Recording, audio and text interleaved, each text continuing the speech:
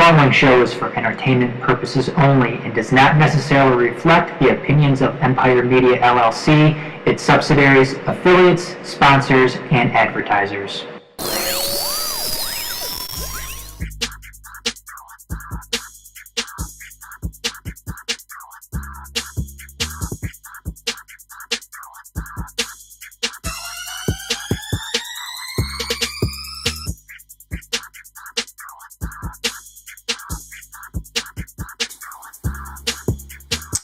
Hey, good evening, everybody. Welcome to the Majors Live, episode 293 here on TMSNX Radio, themajors.net, also on Facebook Live at TMSNX on Facebook, Periscope, you can find us at TMSNX, and YouTube, youtube.com/themajorstv.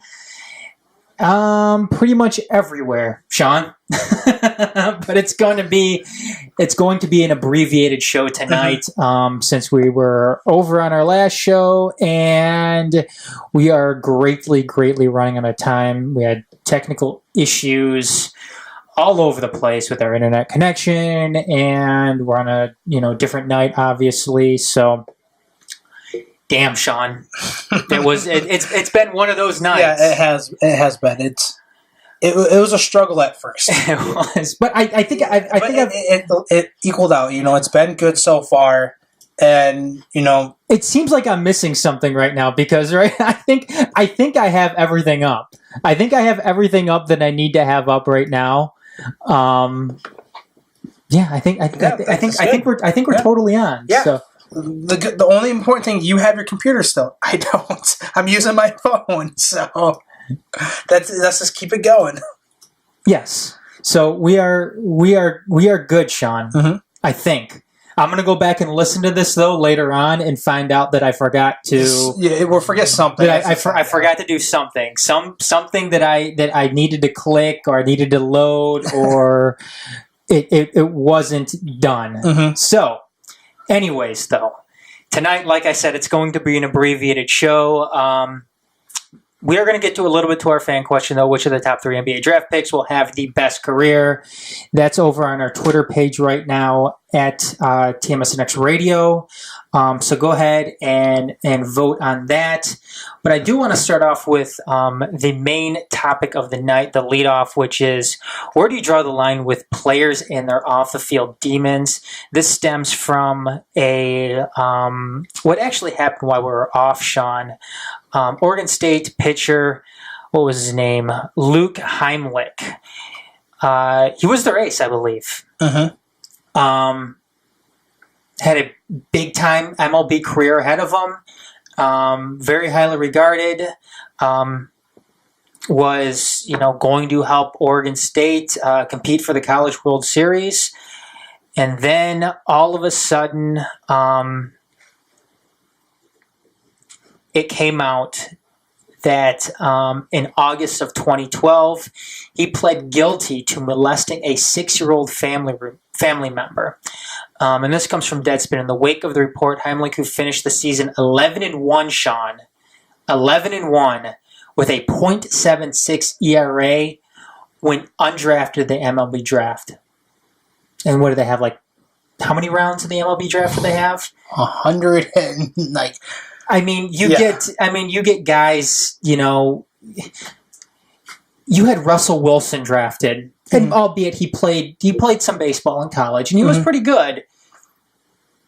Probably hasn't prior to him getting drafted, didn't touch a baseball for how many years prior to that? Was it last year or the year before when Texas redrafted him and he actually went to spring training? Or training camp? Yeah, training camp. Yeah. Or spring training? Yeah, he went to spring training. It wasn't last year, it was the year bbefore, I think. He actually went to spring training, and he played a little bit in spring training. But I think the Padres drafted Johnny Manziel, didn't they? Mm-hmm. And then you could also, too, Colin Kaepernick was even drafted. Was he drafted? Yes, I think he was drafted by, I want to say, the Atlanta Braves. Okay. Or it was the San Francisco Giants. But that just goes to show, Shawn, that a lot of guys get drafted. Right. If you're pitching at Oregon State, you have an 11-1 mm-hmm. record with a sub-1 ERA.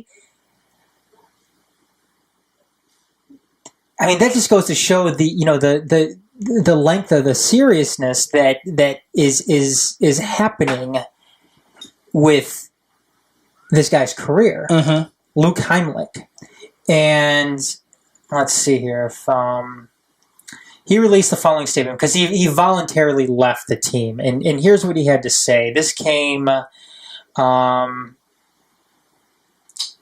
This was a statement from him through ESPN. For the past 6 years, I have done everything in my power to demonstrate that I am someone my family and my community can be proud of and show the one person who has suffered the most that I am committed to living a life of integrity, Heimlich said in a statement released by a family friend.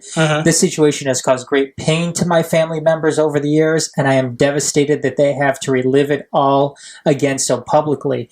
Today, the Oregon State University baseball team is headed to Omaha for the College World Series, something my teammates, my coaches, and I have worked for all year and dreamed about for a lifetime. I'm sad to say I'm not joining them because doing so would only create further distraction for my teammates, more turmoil for my family, and given the high profile of the national championship, direct even more unwanted attention to an innocent young girl. I want to wish my teammates the best. I hope they understand this decision as my family and I continue to work through this together. My hope is to return to OSU next year as a student athlete and continue to earn the trust of my community. So, Shawn, like I said, he went undrafted, all 30 teams, all those rounds, decided not to take this guy. And this is the exact type of guy that we see drafted all the time. Not what happens off the field, but this type of talent. Now, this goes in and brings the question of where do you draw the line when it comes to players playing for your team, players who potentially could play on your team, and those off-the-field demons, whether it's Mario Karting around town, whether it's beating up your girlfriend or wife, or whether it's molesting a 6-year-old girl when you were a kid yourself. Because it seemed like Major League Baseball has drawn that line with this. We've seen players go out and threaten, spouses. We've seen them go out and, drive their car around drunk. We see them do other things, whether it be drugs or, like I said, alcohol, or having a being in possession of a weapon, or Delman Young, for instance, when did he throw the bat at the umpire? Yes. And he had the anti-Semitic remark in New York too. Another baseball player that's popped in my head when he said it was, remember Randall Simon? Yeah. He did the same thing. Threw the baseball bat at the umpire. Yep. All those guys eventually came back. You had a guy, an Alfredo Simon, who was being investigated for rape, still find a spot on a major league team, and he's still playing Major League Baseball right now. He's back with Cincinnati, right? He might be in their minor leagues. Okay, but he's still in a system. Major League Baseball, at least for this year, drew the line with Luke Heimlich. Shawn, maybe they're starting to realize, we're representing one of the biggest money-making businesses on this planet by far. Maybe they're starting to realize it's like, hey, maybe we can kind of start cleaning this up, and maybe this is what we got to start with. Obviously, I know, like you said, there's been so many bad things in the past and all that stuff, but maybe they just starting to realize maybe they're trying to be more of a public figure and do the correct thing. Maybe things are changing. Hopefully, I guess and that's the thing, Shawn, is say he was drafted. Say he went on to do some big things for whoever it is. Say the Yankees drafted him. And he went on to become the next Andy Pettitte. Is he a lefty? I don't know. Hold on, let me see how he's throwing. Yeah, he's a lefty. He's a lefty too. he's a lefty. Yeah. He's a lefty that goes 11-1 with a sub 1 ERA. This guy has star written all over him in Major League Baseball, and I'm going to say right now, what if he makes it, Shawn? What if he ended up making it? What if he got drafted by the Yankees, became the next Andy Pettitte, and was dominant? Dominant. And that's the thing right now. You know what we've seen over the past throughout our eyes of our entire lifetime of seeing stuff like this happen, and people still make it. You know, you look at, like, I'm not saying they've done it or whatever. Like, for example, you know, the big market teams like New York, Boston. You know, you could even say the Mets too. You know, some big market like that. LA. You know, they don't. How I see it, they kind of don't care what you do in your personal life or whatever, as long as you make them money and come on the field and do stardom. And that's a big problem. But they care. Obviously they care now when it comes to this. Maybe they don't care so much when it's Aroldis Chapman, you know, flashing a gun and, you know, being involved in a thing too. You know, you look at it too. You know, these programs, they can see this. They find out the situation before, obviously, that we do, because, you know, they have the right utensils and tools to do that stuff, and they see that, and obviously he's not going to get drafted. Maybe they're going to, you know, let him be an unrestricted free agent, or, you know, a free agent, whatever, and they just go pick him up there. They know they can they can get him for cheaper now, and he's still going to produce like that for the next couple years while they're under contract. And, you know, they're going to see that stuff, and obviously, you know, that's what I see, that they're not going to draft him, because if they drafted him, he's going to get paid big bucks, even though even though that situation happened in his you know, in his past, they did that. So maybe, you know, maybe these owners see that, and maybe they see that you're like, hey, you know what? Maybe you can get your life straight. Maybe you can focus on this, and we get you cheaper, and you can make us more money, even though we're not paying you that much. And maybe they kind of see that to maybe kind of be, I'm not saying it's beneficial. Maybe, you know, I don't know. It's I see multiple problems with it, Shawn, and one of it. There's tons of problems. And one of it. One of it stretches from, wonder if he is successful. How do you market a guy like that who was convicted of molesting a young child, a family member for that matter? How do you, and if he is successful, how do you go about capitalizing off of that success with that cloud constantly hanging over you, because it's always going to be something that has to be dealt with in the media. And that's just, you know, in some sense from a shallow, you know, baseball only standpoint. Right.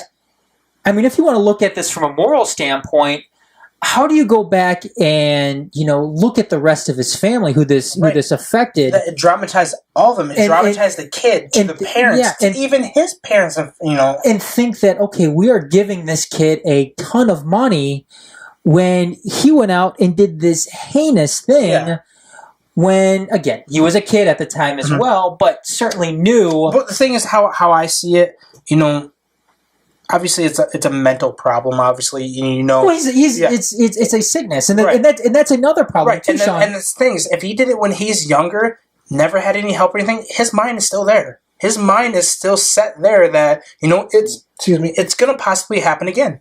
You know what, Shawn? I'm not convinced that individuals who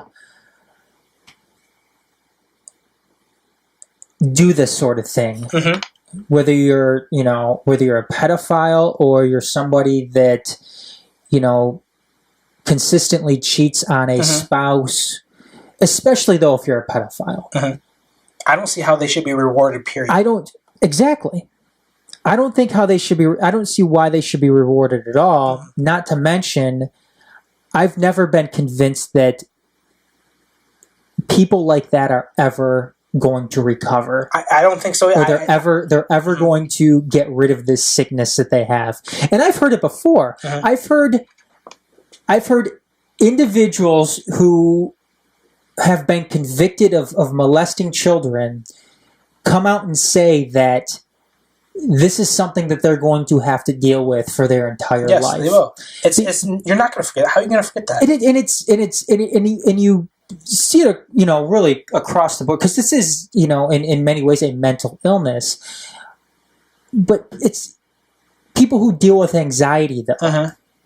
People who deal with anxiety and people who, have anxiety, that's something that they're never going to get rid of. Right. And I'm not saying that, people who have anxiety issues and people who are pedophiles, I'm not saying that they're one and the same. It's an example. Yeah, it's exactly.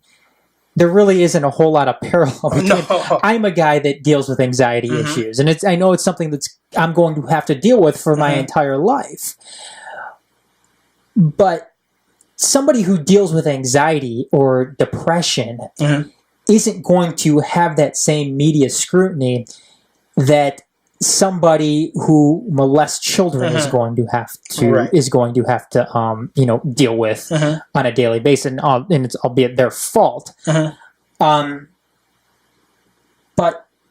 again, though, it's just where do you draw the line yourself? Because I've come out many, many times before on the show and have said that I've bombed Penn State for their actions of of essentially enabling a guy like Jerry Sandusky to do what he did and get away with what he did for years on end. I will never support Penn State. No. I won't support him next year. I won't support him 50 years from now. I never will support that school because of what they did. Where do you draw the line, though, for yourself, Shawn? Would you want somebody like this on your team? No. We've discussed certain things on the show before when Dorf's been here and you and I. I'm a very hard believer on clean locker rooms, like mentally, like physically, not like actually cleaning, soap and water, whatever. But clean locker rooms, healthiness, all that stuff, to, locker room atmospheres, to being on the field, to off the field, leadership skills. I'm huge on that. Serving your community to help that build it better wherever you're at.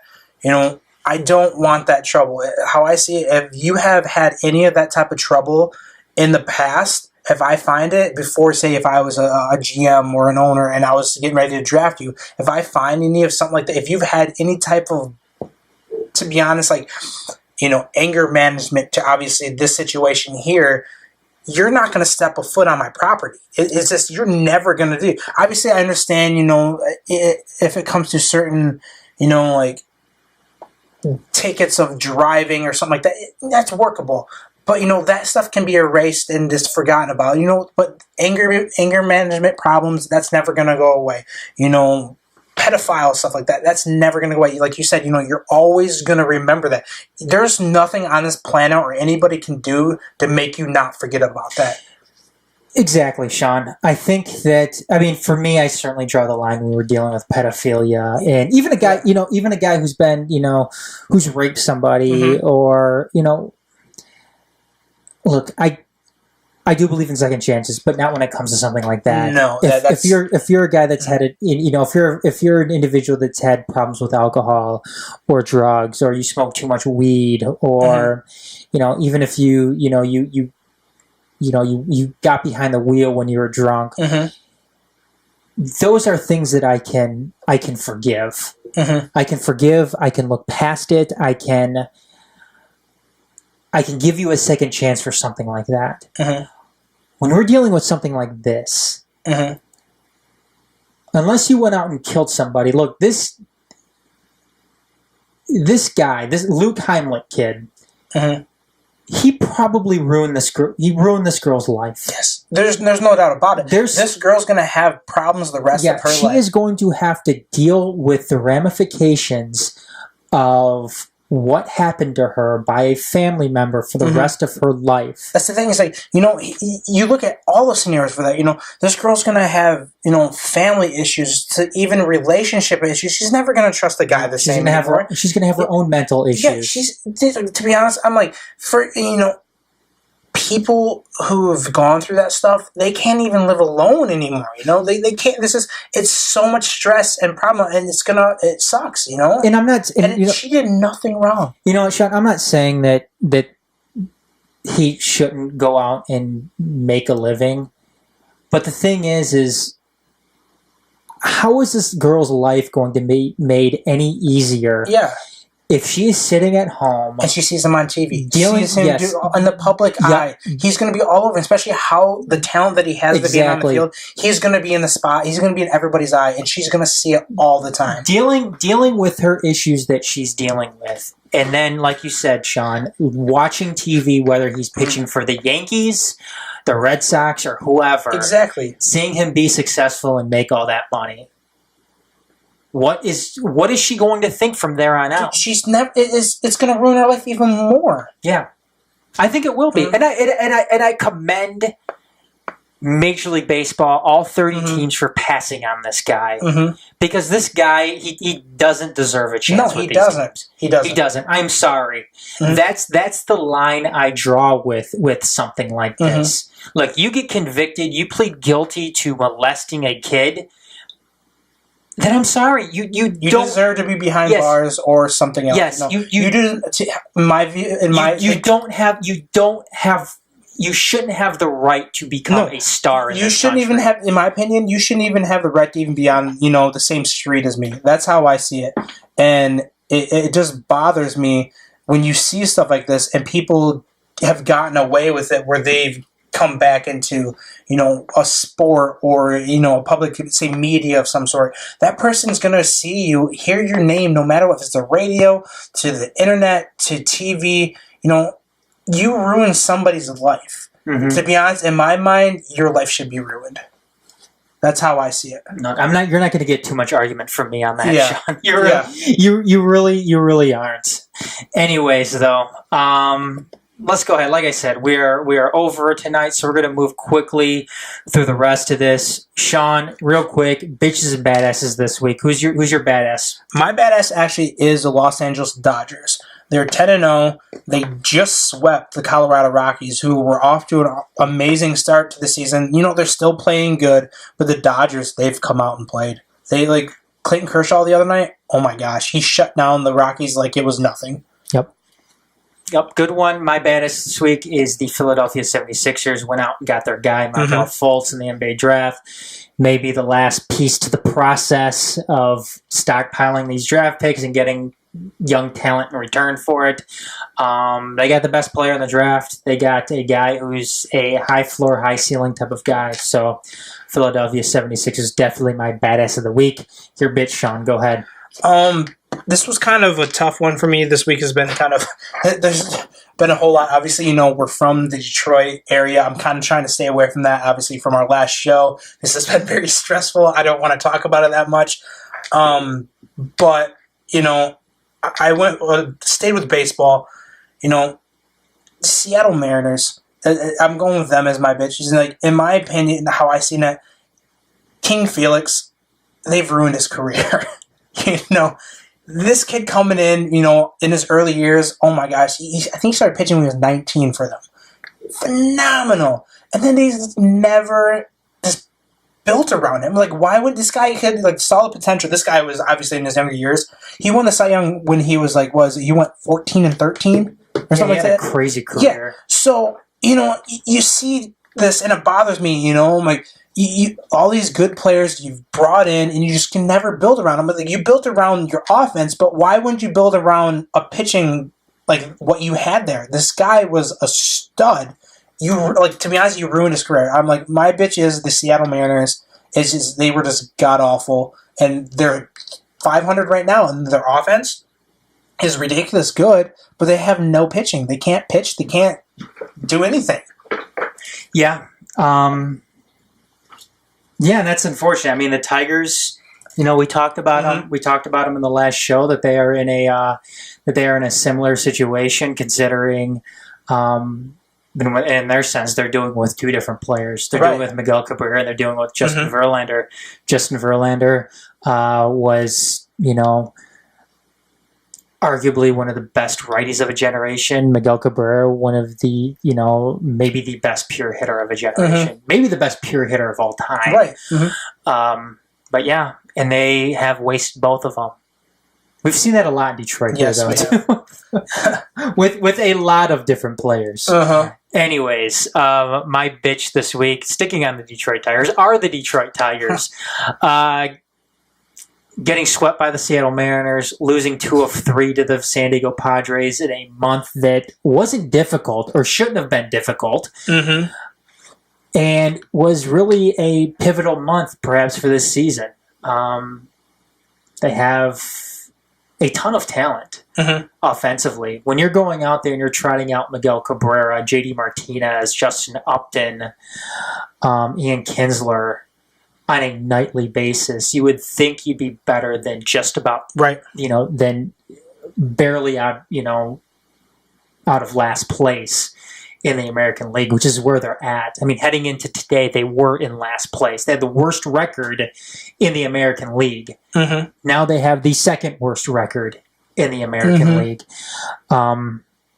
So, yeah, they had to come out. They had to be strong in the month of June, and they did precisely the opposite. Nothing. Anyways, Shawn, last thing tonight, though. Winners and losers from the NBA draft. I'm going to go ahead down the line here. The biggest winner, I'm going to go ahead and say the Philadelphia 76ers because they traded up to get Markelle Fultz. They got Markelle Fultz. They got their guy. The process is probably over.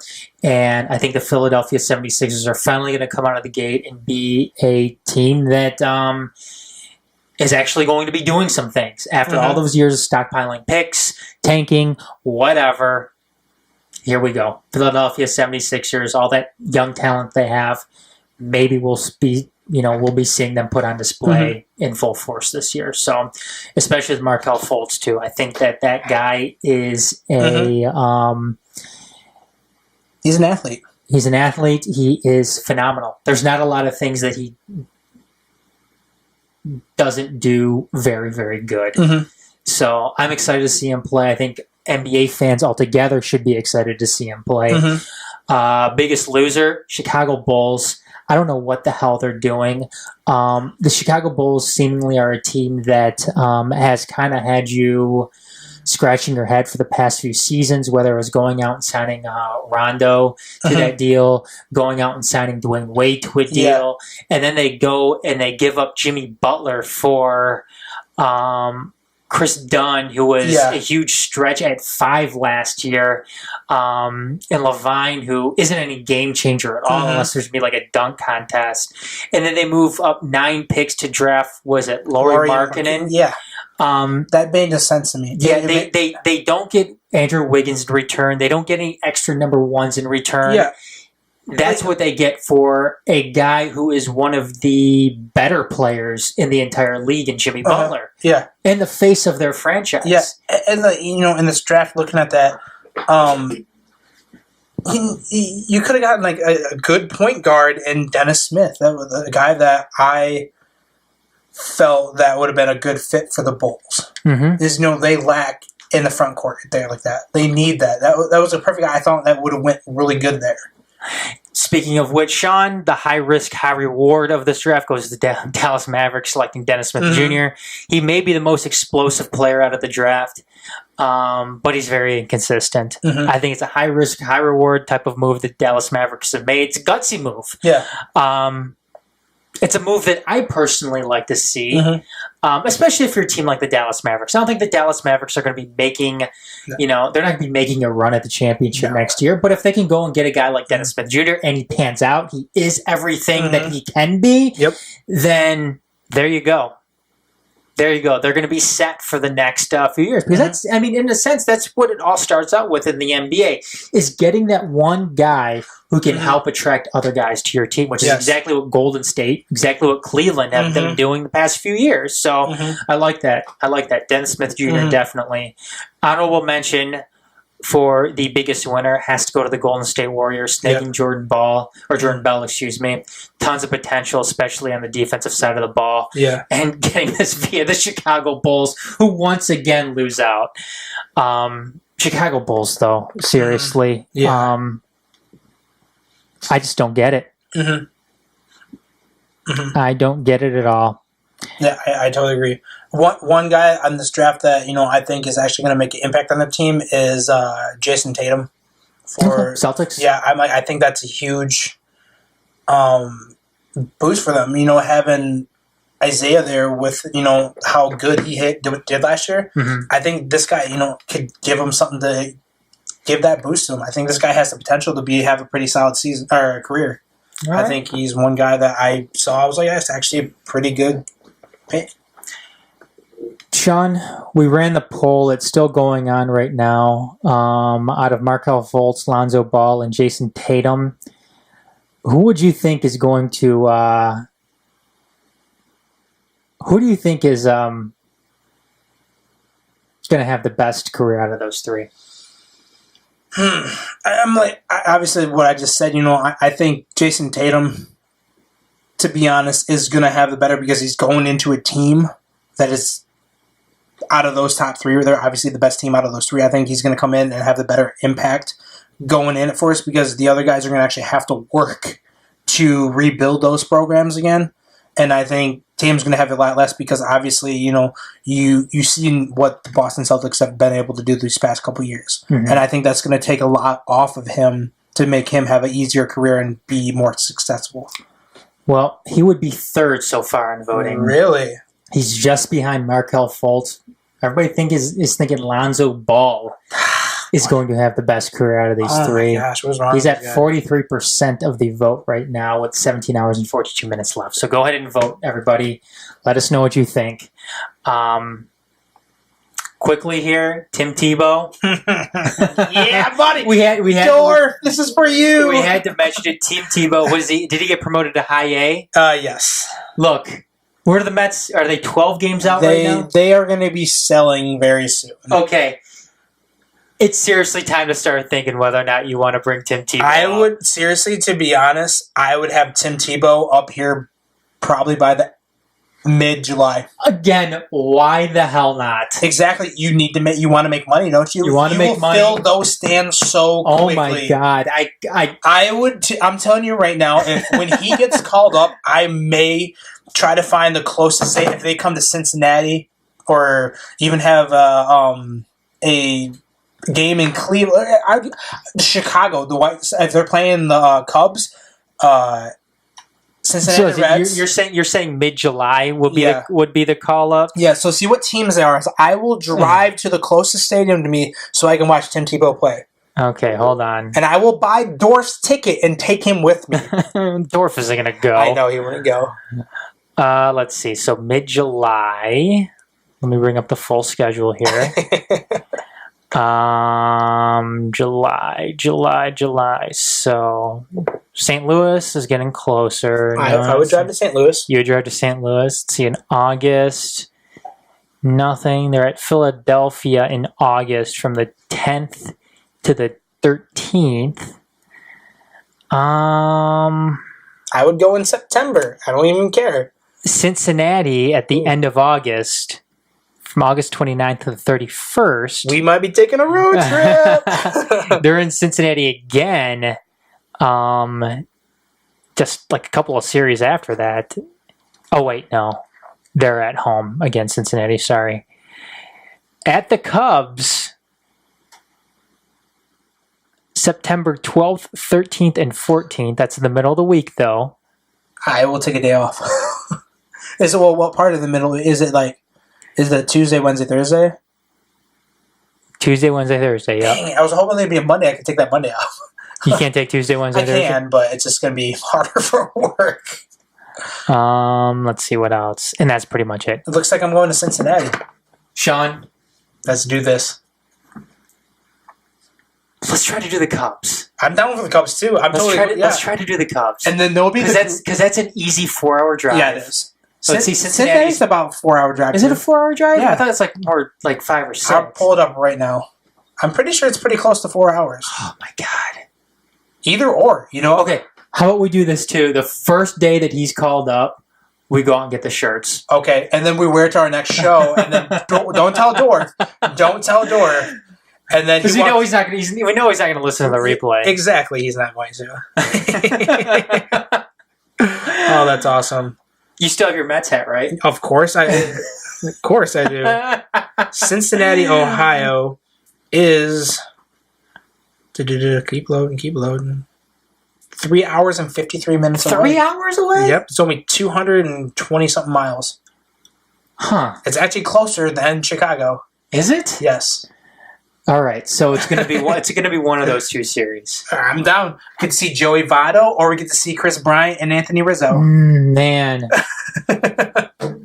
that'd be great. So what do you do? Just make a day out of it? I'm down. Go drive down, drive back? I'm down. Let's do this. Or we could just, if we have to, we crash and get a hotel and come back next morning. That's very tempting. I know. To go see Tebow play? I know. I would be the happiest man alive. God, you know what would suck, though, if we go down there and he ends up being like... Oh, he doesn't play that day? Yeah. That would suck. Then we might take a extra day off and stay the next day. Oh, my God. And the funny thing... Oh, my gosh. We gotta somehow... If we can trick Dorf into coming with us... Oh, wouldn't that be awesome? Say, hey, say we figure they say if we go to the Cincinnati game, we say, hey, we're going to Wrigley Field. We got tickets. We want you to come with us. We're going to go there for a couple of days, but we go to Cincinnati instead. Yeah, well, he wouldn't. He wouldn't fall for that. When instead of taking 94 west, we're sitting there on 75 south. We can throw some Benadryl or something like that and just drinking or pass out. All right. Yeah, there you go, Dorf. Just go ahead and take a little nap. We'll wake you up when we get there. Pulling into the Great American Ballpark. People are like, what's going on? And we just take off our jacket. We have a Tim Tebow shirt. I'm like, oh man, that would be fantastic. If somehow we could trick him into going, oh, that'd be awesome. He wouldn't be happy about that. No, he would be so mad. Anyways, a couple of other things to close out tonight. WWE is negotiating with LeVar Ball to be on tomorrow night's Raw. You know what? I kind of like LeVar Ball. I think he's going to be entertaining. I think the guy is fun. As long as he's not playing on my team. Oh God! Yeah. I think the guy's entertaining as all hell. No, it's true. I mean, come on. I mean, is that what sports is supposed to be? Is it supposed to be really fun? You look like Gronk in the NFL. Oh, I love Gronk. I do too. I love it. That's why I'm kind of up on this whole Tebow thing too, because it's fun. No, it's true. Yeah, it's fun. It's fun seeing. It's especially in New York too, where there's going to be that frenzy surrounding it. Yeah. Can you imagine a LeVar Ball if Lonzo got drafted by the Knicks or the Brooklyn Nets? Oh my God! I mean, it's already be a bit of a frenzy in LA, but nothing like New York. Oh, it's nothing like New York. So, like I said, I think it's fun. Speaking of LA, Chris Paul and Blake Griffin have both opted out and they're going to be free agents. I think everybody could have kind of seen that coming. Yeah. And then the Mavs have declined the option on Dirk, and it looks like they're going to resign him to a smaller deal. So, anyways, Shawn, do you have anything else? Anything else whatsoever on the night? No, I'm pretty satisfied on how things turned out since the beginning. Since our little fiasco with electrical problems. Yeah. But no, I have nothing else. I think it's been a great show. All right. Well, that's going to do it this week. Stay tuned. We will be on next week. Sometime. Maybe it's either Sunday, Monday, we're not sure. Yeah, so stay tuned. Yep, stay tuned to our Facebook page. We're still not even trying to time yet, but we'll let everybody know. Anyways, though, for Shawn, Dorf, who isn't here, I'm Adam. Bye for now, everybody.